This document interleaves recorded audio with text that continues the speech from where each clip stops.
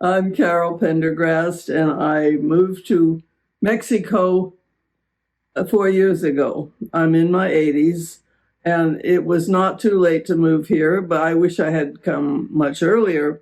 But one nice thing I've found is that Mexican men don't seem to be bothered by a woman's age. If she's attractive as a woman, well, they don't care about the number. So I like that. Hey, Gen Max, you just met Carol, and we're going to hear all about her story. And she is living proof that it's not too late. It's never too late to live your dreams, to move to Mexico. And that's what I help people do here on this channel, Almost Retired in Mexico, is to live your dreams. And I always encourage people to do it sooner rather than later. We're going to tell Carol's story. We're going to hear about where she lives, and we're going to hear all about making the move to Mexico and what life is like here, even if you're in your 80s. Be sure to get health insurance as soon as you get here, if you're under 75. You can get it later, but it's so astronomically expensive that most of us over that age will use SkyMed, which is an evacuation service, that if we should need to be helicoptered up to the U.S. for treatment, Medicare will see us, and the SkyMed will cover the transportation. SkyMed is a great option. Kat and I have SkyMed too, and they will take you for just about anything that ails you. They'll take you back to the United States, even if that's in a helicopter or a private jet or just a commercial airline flight. Say you break your arm or something and you want to get treated in the United States. SkyMed's a great option. There'll be a link down below if you're interested in that. One of the reasons I moved up to Ensenada for part of the year, partly to escape the hot months that are now happening in San Miguel, but partly to be closer to the border. SkyMed can also take you by ground transportation up to San Diego if you want. But I know a man here that takes people up for medical appointments, and he does not charge them for the waiting time. So it's very good that you get a private driver that takes you up there and waits and takes you back home to Ensenada. I'm glad to be in Ensenada for part of the year, but I do love San Miguel, so that's my main home. So Carol is definitely living an adventurous life, and I'm sure you might want to do the same thing, and you just need to plan out how to make that happen. And now is a perfect time to mention that this video is in paid partnership by BetterHelp. Their online therapists are available almost anywhere in the world by phone, messaging, and video chat. If you're a follower of my videos, you probably know that I've worked with a coach/therapist during my time in Mexico. She is in the UK, and she's helped me with kind of traditional therapy type things like dealing with my depression, but she's also helped me in more of a coaching role when I needed help with planning and goal setting. If you want to give it a try, you'll get 10% off your first month if you use my link, betterhelp.com/almostretired. If you need help with planning or goal setting, join the 4 million people who've already worked with BetterHelp to start living a healthier, happier life. Now, let's continue with the video. I actually thought about titling this video living between Mexico and Mexico, because I live between Oregon and Mexico, but Carol lives between San Miguel de Allende and Ensenada. Important to say de Allende because there's a little town or segment of this area called San Miguel north of here. So I have to say San Miguel de Allende. It's a lovely town. It is loaded with culture. That's why I moved there initially. I went there first for a tango festival, and they had a wonderful tango festival. It lasted 2 more years after I moved there, but then had to move to Puerto Vallarta. There was a change in the city government, and they wanted to tax the festival so badly that the festival decided, okay, we'll move to Puerto Vallarta. They want us there. When there's a change again, they might come back. But anyway, it was a wonderful tango festival, and it brought people from all over the world. It was an international thing. So I liked that. That was what brought me there. What kept me there was all the culture. There are concerts, there are dance shows, there are films, there are lectures. Sometimes you have to choose between 3 good events in a night, and there's now a very active opera scene there. A man named Rogelio Riojas has headed an opera training group so that young opera singers can learn full opera roles. And so they do full operas, partially staged, in San Miguel, and they are absolutely wonderful. About one a month. It's just fantastic. And these singers also give concerts in between the operas sometimes, there's flamenco shows too, which is another passion of mine. And the flamenco singer that is so well known down there now, Alberto Solis, he's going to come up here with a flamenco show in Ensenada, 24th of this month. So I keep busy and I keep finding out where the culture is happening here. It's not as obvious as in San Miguel, but if you keep asking and keep looking around and reading, you find things. Like today, I'm going to go to a gastronomical festival, something like that. Yeah. Did you see about that? I have not seen that. It's at 2:30. It's the Estero Beach region. So I don't even know where that is. I have found out where regions are thanks to people in Ensenada who have helped me a lot. And there is a driver who brought me down from San Diego named Jose Luis Peregrina Garza. And he has shown me areas of Ensenada, even helped me find where I can buy gluten-free bread and things that I need like that. I have found in general that Mexicans are wonderfully helpful. It's very common in San Miguel. I take taxi cabs because they're all over the place. You can get one in a few minutes by just waving, and it's safe in San Miguel. Here, what I use is Didi because you don't have the cabs running around as much. And if you do take one off the street, they charge you an arm and a leg. So I take Didi in Ensenada, and I hail cabs in San Miguel. So I don't have to have a car, and I'm just delighted. I don't have to bother with insurance and repairs and all that jazz. That's an advantage of living in Mexico. There's a lot of public transportation. Yes, I've got videos from San Miguel de Allende. I'll link those at the end of this one. Michael is a friend of Carol's, so there's a great video with him. And also kind of a tour of San Miguel de Allende, which it's just a beautiful town. If you haven't heard of it, definitely check it out. It's something, there's a lot of foreigners that live in San Miguel de Allende. It's definitely a pricier part of Mexico.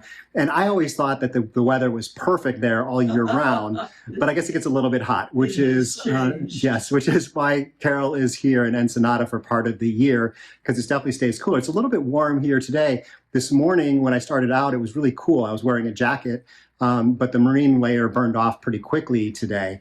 But let's talk about this place, continuing that kind of helpful people. Let's talk about where she lives here in an apartment. And as I knocked on the door today, and it took her a little bit to get to the door, two of her neighbors came to check on me to see if I was legitimately here or if I was not belonging here. Let's hear a little bit about this place, this little community that she has here.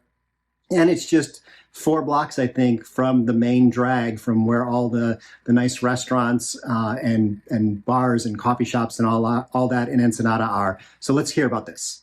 I found this wonderful place by my usual method, which is walking around and talking to people. I had heard that these apartments are very good, but it said in Facebook that they didn't have any vacancies. Well, I decided I wanted to see what they look like anyway. And I get here, and guess what? It's got a gate with a lock and a combination. Both 2 gates, one for pedestrians, one for cars. So I can't get in to look at the complex. But just then along comes the manager of the complex. And she was very nice, and she let me in. And she showed me her office, so I got an idea of what the apartments look like. And I explained to her that I don't want to just rent it by the week, the way most tourists do here. But I want a year-round place, and that I'm a very responsible tenant, always pay on time, never break anything. And she should, if she would be so kind as to let the owner know, I would appreciate it. And I'm delighted to say that she did give the owner my phone number, and that I heard from the owner right away, that the owner made an appointment to meet me here and decided that, yes, it would be good to rent this unit on a yearly basis rather than a weekly basis. So that worked out very well. As I say, I think the best bet is always to go around looking and talking. And of course, it helps if you can speak Spanish, which I do. And I think it's very foolish to live here and not learn Spanish. I saw in San Miguel that most people are trying to learn Spanish at least. And in Ensenada, they don't seem to care. I guess they're close enough to the border or something. I don't know. But I belong to a lovely club here called Compañeros de Baja Norte, Club Compañeros de Baja Norte. And many of them are native Mexican, and they, of course, speak Spanish, and they're fluent in English as well. And I'm encouraging the other members of the club that they should learn Spanish, for heaven's sakes. And it's fun. You have to look at it that way, because if you look at the work, well, you're never going to be native perfect, no matter how hard you study. You never will be. But you just get better every day. That's the way I look at it. And how did you start learning Spanish? In high school, of all things, but I didn't learn much. Well, then I went to Mexico City and enrolled in a private school that was at that time called, well, it's too long a title, but it was a superb school. And the teachers in that school acted as though teaching Spanish was the most exciting thing in the world. And so I learned a lot. And then I heard that later that San Miguel de Allende school, there's an academia here, has the same system that the school in Mexico City had. And I had completed, I think, 3 of the 5 books in Mexico City, and here I completed the last 2. That was in the 1980s. But the foundation was so solid that it lasted when I came back here in 2020, I guess it was. Yeah. So a lot of folks are concerned about safety in Mexico because there's, all sorts of news that gets back to the United States when something bad happens here. The good stuff doesn't seem to make its way back. But let's hear if Carol feels safe in Ensenada and also in San Miguel de Allende. I have never had any problems. In fact, if I were alone on a dark street, I would ask a passing Mexican to go with me. That would be a safety guide. They are so helpful here. I did have to ask a stranger for help once when I had an injury and I was having trouble walking. And I said, "Would you mind if I took your arm?" I said it in Spanish, "until I can get a taxi." And he was very glad to help me and helped me get into the taxi. And the next day I was fine. Oh, I also had a little accident here. I fell and a car knocked me over from the parking lot. So you have to watch out. If a car has its tail lights lighted, that means the car's about ready to move. But the people were very nice. And you can see a doctor here. You don't even have to pay. You can leave a tip next to the pharmacies. So they took me to one right away, and it was very minor injuries, just some little scratches, basically. But what is so secure here is I live in a complex that has a combination to get in the door of the complex, and then a combination to get into the apartment, which is important because I'm going to be gone a lot, and so my things will be protected while I'm here. So yes, I feel very safe here. I've never had any problems in San Miguel or in Ensenada. But I'm just use common sense. There's neighborhoods that people say stay away from, so I stay away from them. I love that. The idea of people tell you to stay away from an area, stay away from an area. So many people are so concerned with safety, and they think the cartel is going to get them. And the cartel doesn't really care about you. As long as you're not in their business, they're not in yours. So be smart, stay safe, learn from people. What areas are the safe places to go? What areas aren't so safe to go? One other thing on safety, though, is San Miguel de Allende versus here, and being an older person and walking. So I want to hear the difference between kind of the sidewalks and the streets in both places. The sidewalks and the streets are not in good condition in many parts of both cities. So I let vanity go and use a cane. That makes people think I'm older than I am, so they offer to help me, and I always say, no, gracias, no necesito ayuda. And you never know with the sidewalk, it could drop 2 feet suddenly when you're walking along. So you better keep your eyes open. They say in San Miguel, you can't walk and gawk at the same time. So you better keep your eyes open where you're walking because of the sidewalks being so irregular. And the streets are often in construction. So you have to be careful with the walking. I'd say that's your only safety concern more than anything else is the streets and the sidewalks.